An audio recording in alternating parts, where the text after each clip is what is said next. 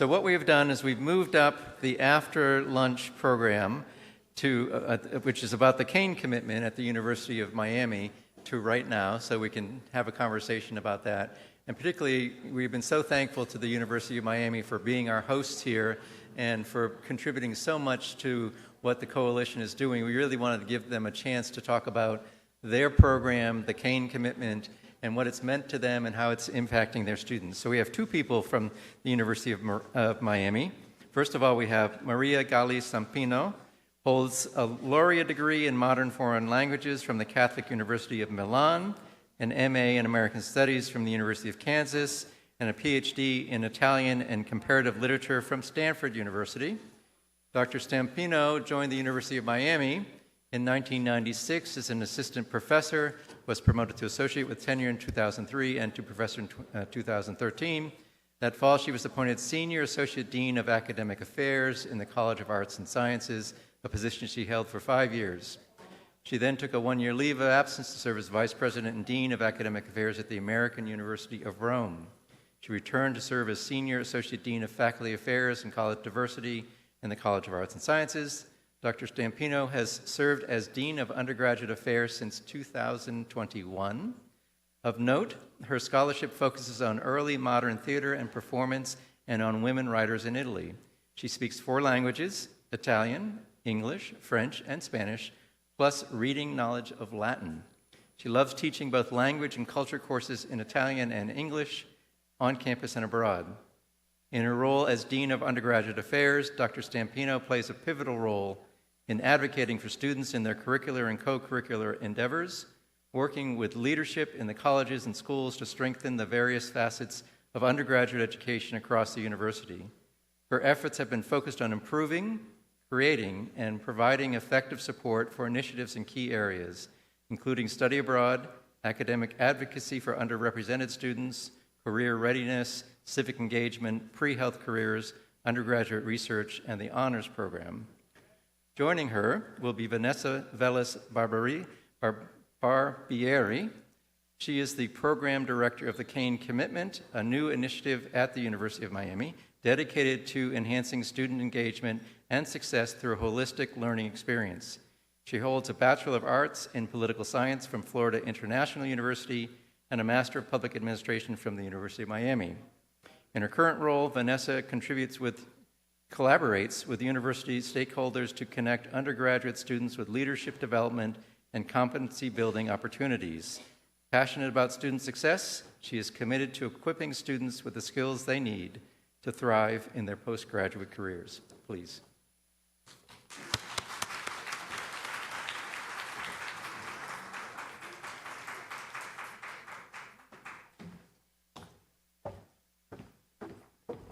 I need to get rid of that introduction wherever it lives on the internet. Thank you very much for spending some time with us. Let me explain the whole Cain thing. If you haven't noticed, we are the Miami Hurricanes, which gets shortened in Cain, and so everything is Cain this, Cain that, Cain the other. Cain commitment is really a commitment that we make to our students and that we want to engage our students in. It's not a one-way street. And it's a comprehensive learner record, if you want to call it that, designed for, let's start with a why. We wanted to surface the value proposition for current and prospective students and their families. Why does it matter to come to a research institution that's in a residential setting like the University of Miami? Like some of your institutions, we aren't cheap, and we can't continue to pretend that it is clear to everybody why people should come, not just to college, but to a private institution that costs a lot of money, right? So,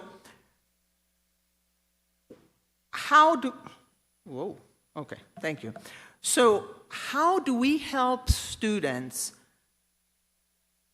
gain awareness of the skills that they are learning in curricular and co-curricular and extracurricular settings. Because what employers were telling us, actually my colleague Christian Garcia, who's in charge of the Career Center, was that on the technical side, our students had it down pat. But they really couldn't talk about how they had achieved those technical skills. I don't want to call them soft skills, because they aren't soft. They have to be hardwired in. The students were missing a sense of self-reflection, so that even the experiential learning was a check mark as opposed to something that is integrated.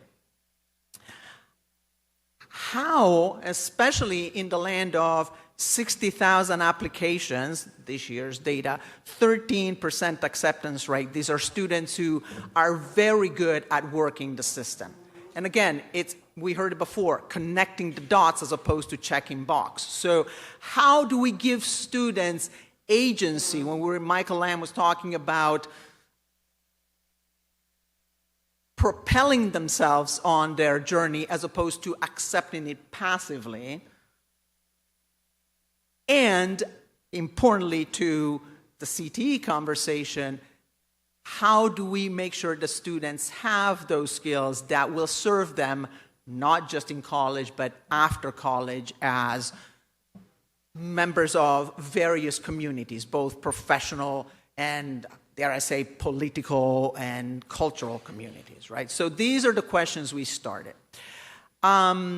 We wanted this to be not a student affairs thing or an academics thing. We wanted this to be campus-wide. And so we started, as you can see here, with kind of a proof of concept. We had a committee comprised of faculty and staff, and again, staff from both the academic and the student affairs side. And we thought about what is it that we do, what are our learning outcomes. We started focusing on what we now have, and you'll hear, and you actually have a handout in your folder of the 6 capabilities, and then we benchmarked against national peers. Then we started during COVID. It wasn't easy because all this was done virtually. Then in 22-23, we did program development with key stakeholders. We started outlining functional needs and operational needs, and then we actually had a focus group to survey all the experiences that we have on campus. And then Vanessa came. Thank goodness for Vanessa. Yes, so as Dr. Stampino mentioned, there are so many components that are associated with developing a program and initiative, and so we had to refine what it meant to have Kink Commitment as a program. What were the competencies that we wanted students to develop, and what we would associate those badges with. So we have 6 competencies, which you will see in the next slide, that our 6 badges are associated with, and we had to define those. So we would understand what activities would go with which competency, of course. And we also had to find software that could fit the needs of our program. And so we found Suitable, who has been an amazing learning higher education tool that many institutions use. You may have heard of them. They provide a scorecard, and again, you'll see in the next slide in terms of what it looks like for the user experience, but it really does such a great job of illustrating what that holistic journey looks like for students in their undergraduate career. Next, we had to confirm staffing, right? That's such an important part of any program. And so we have myself as a program director, and I serve as a liaison for other departments and help make that connection between their activities and what Kink Commitment is actually doing and how we can build off of that. And then we have our Associate Dean, Dr. Andrew Lynch, who could not be here today, but he is our liaison for all things faculty as it relates to the curricular portion of Kink Commitment, which is also such an integral part of what we do as a program. And of course, we cannot forget IT. So our IT administrator, Steven Gonzalez, is also such an important member and helps us really optimize the user experience and have a better understanding of how we can improve certain areas. And the last part in terms of rolling out a program was to create pilot groups and have feedback to understand what students like and what they don't like from Cane Commitment, and have a better understanding of what it looks like in terms of praxis. So now we'll go to our implementation and capabilities. And so, of course, to scale any program, you have to better understand how you can integrate it into the student experience. And so we created activities that help illustrate what Cane Commitment is in terms of participation. So we have what is called a Getting Started badge, where students go into the program, they can fill out 3 questions, watch a video, and just have a better understanding as to what it is. Then we get to identify what first-year student experiences are. And that includes our first-year student experience course, which most majors have to take, but then also looking at classes that students have to take maybe for their major and finding a way where we can include Cane Commitment activities there, right? So sort of making the connections between the experiential learning and tying it back of what's going on to the classroom.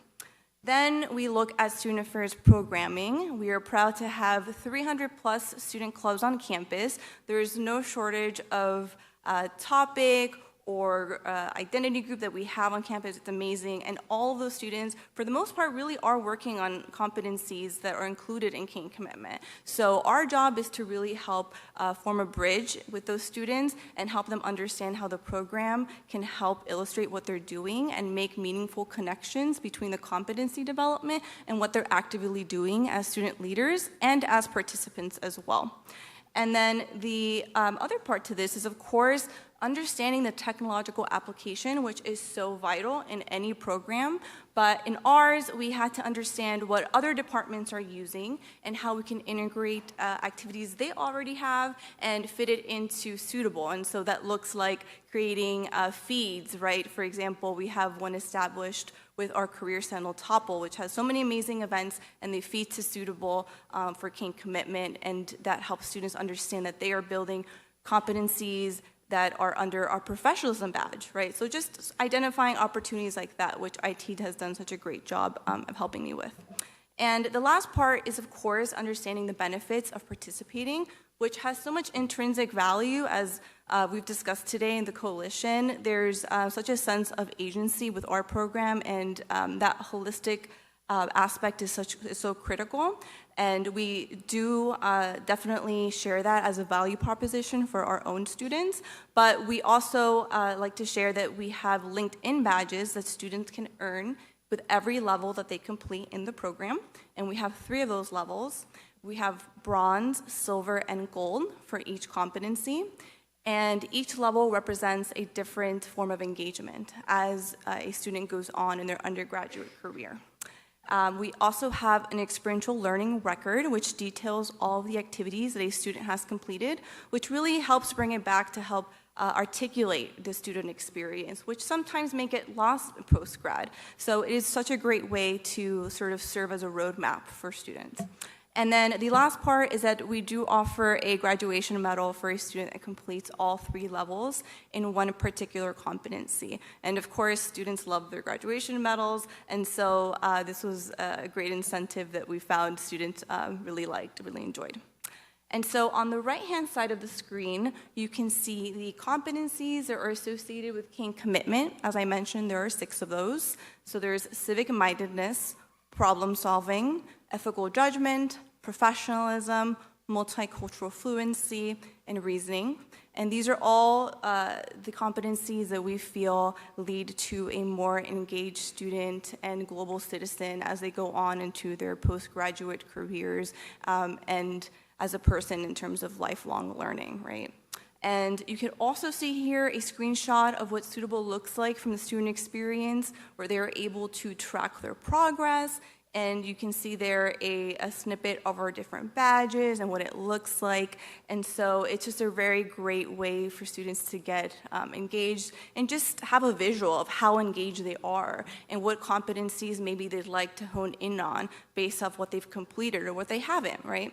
So there's really so many important elements as to what Kane Commitment does and will continue to do as we scale as a program. So we really thank you for being here. And if you're interested in learning more about the user experience, we have a student from the College of Engineering, Emma Craig, who will be joining us in the poster session, who will be more than happy to share all of the amazing accomplishments she's had in Kane Commitment. So we'd be happy to answer any questions if you have them then or now. So thank you.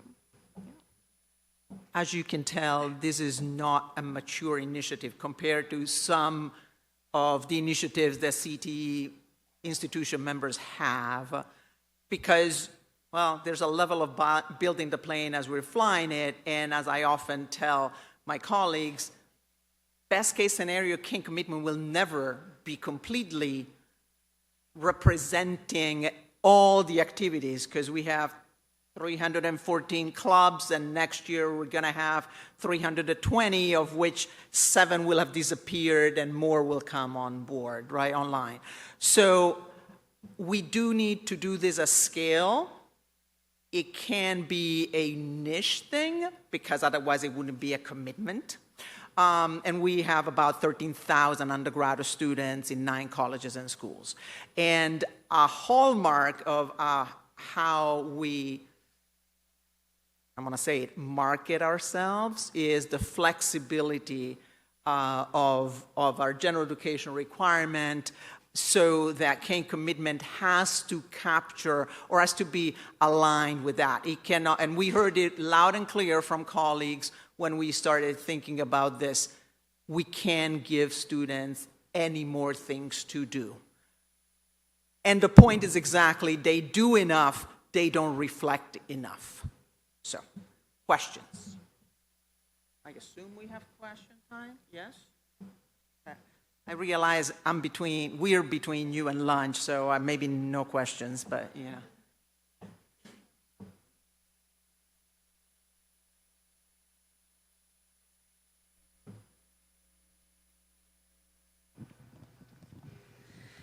Awesome. So I'm Mariah from Boston University, and this Kane Commitment sounds really similar to BU's The Hub, and I know the Hub is kind of it's I don't think it has really fully lived out to its vision, but I think one of the things that's kind of getting in the way is like how does assessment work according to this, and like who's going through and actually making sure that students aren't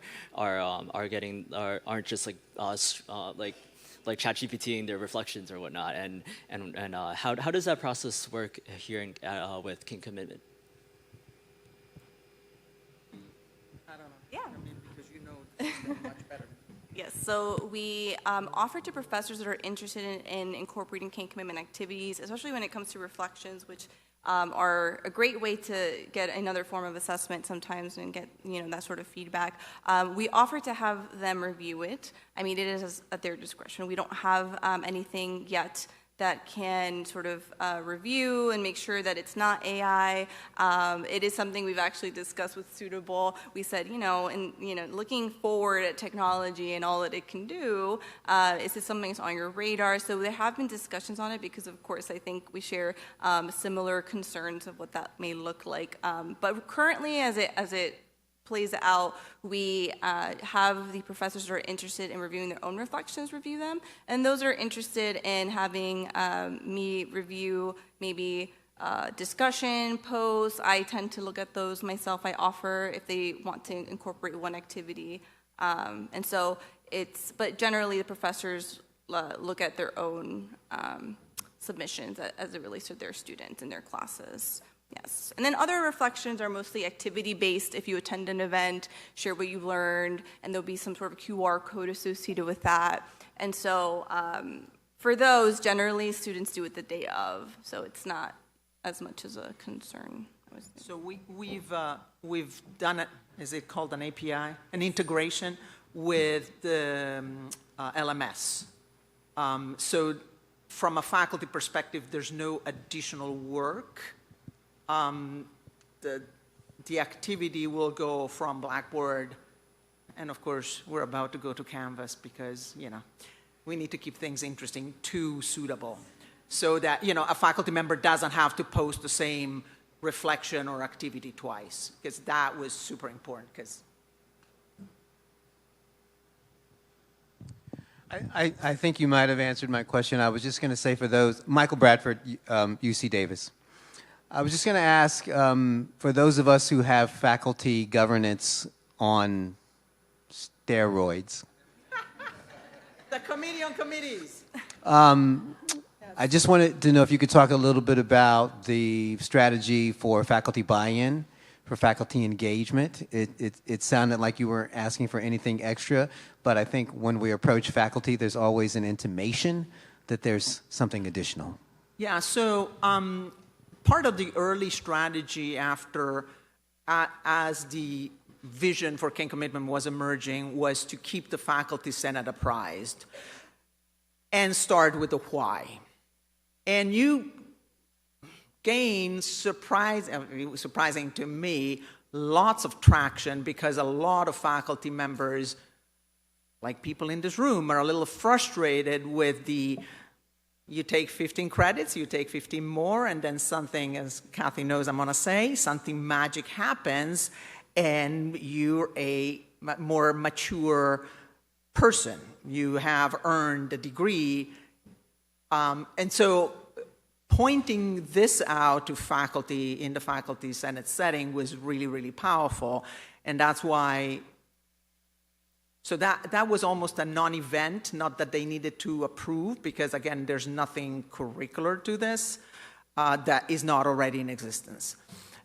Meanwhile, the strategy on the faculty side that Andrew Lynch is pursuing is to predictably go with the low-hanging fruits, the willing partners, right? So at the initial conception, because reasoned is one of the capabilities, and because of how we've designed our general education writing requirement, we went to the Department of Writing Studies and we said, can we use a couple of sections of the second semester writing course to do a proof of concept of this?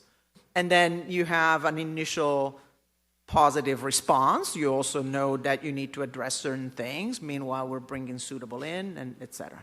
Okay. Lunch? I'm Italian. I'm professional, so yeah. Oops, sorry, you scared me. Hello, sorry, that was loud. Allison Reynolds from the University of Florida. Just a really quick question about hurdles that you've faced and how you've overcome them.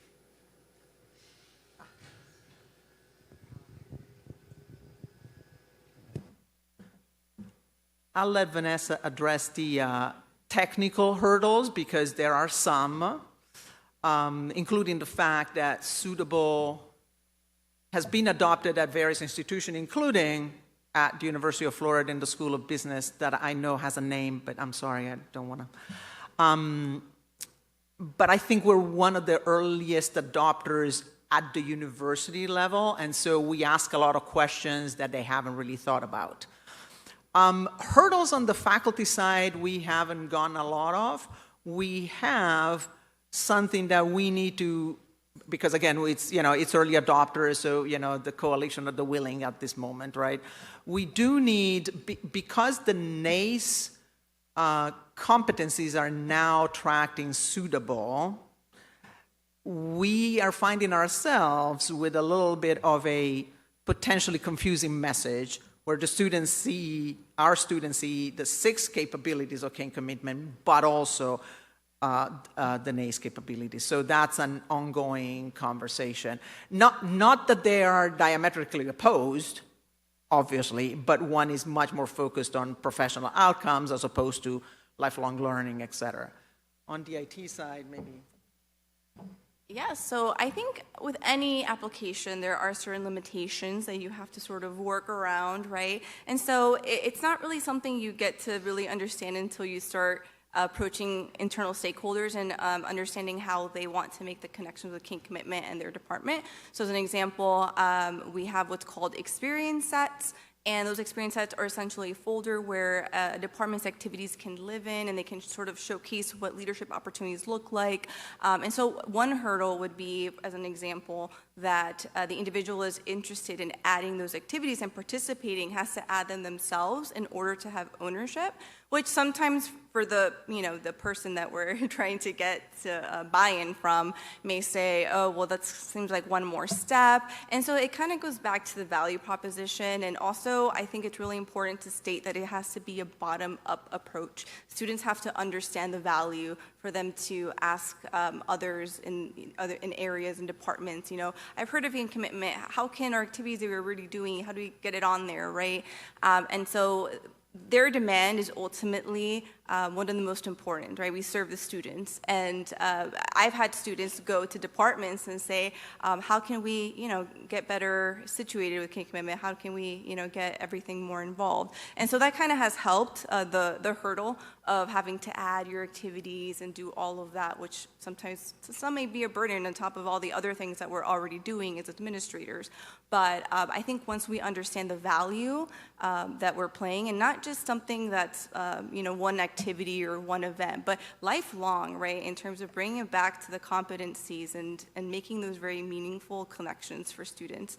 I think that is the main point to drive home when talking to other administrators in other areas, definitely.